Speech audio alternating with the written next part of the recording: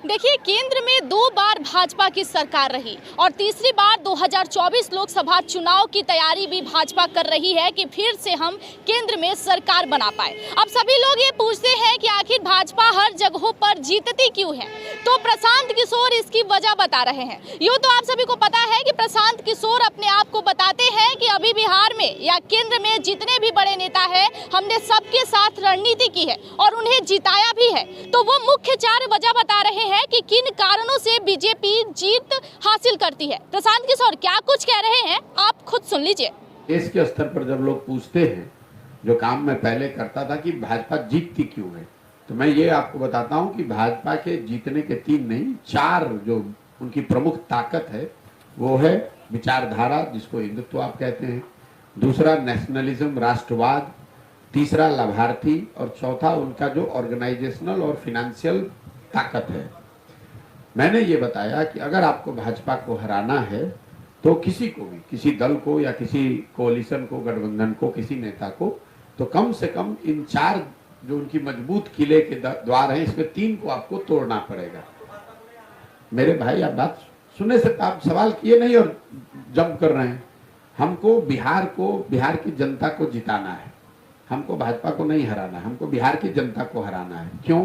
यहाँ भाजपा जीती भी है, हारी भी है, बिहार की जनता की स्थिति तो नहीं बदली। यहाँ पर लालू नीतीश जीते भी हैं, हारे भी हैं, कांग्रेस जीती भी है, हारी भी है। हम लोगों ने यूपीए का भी सरकार देखा और 10 साल का एनडीए का भी सरकार देखा।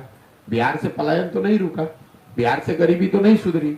आपने 40 वर्ष कांग्रेस का भी राज देखा, भाजपा नीतीश का भी राज देखा, नीतीश और लालू का भी राज देख रहे हैं, आपकी स्थिति तो नहीं सुधरी।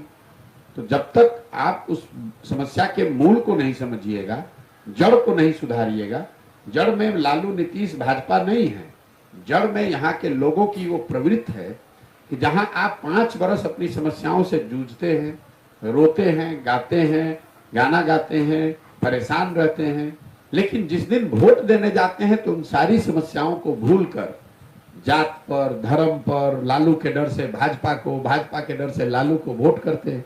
इसीलिए आपकी समस्या सुलझती नहीं है।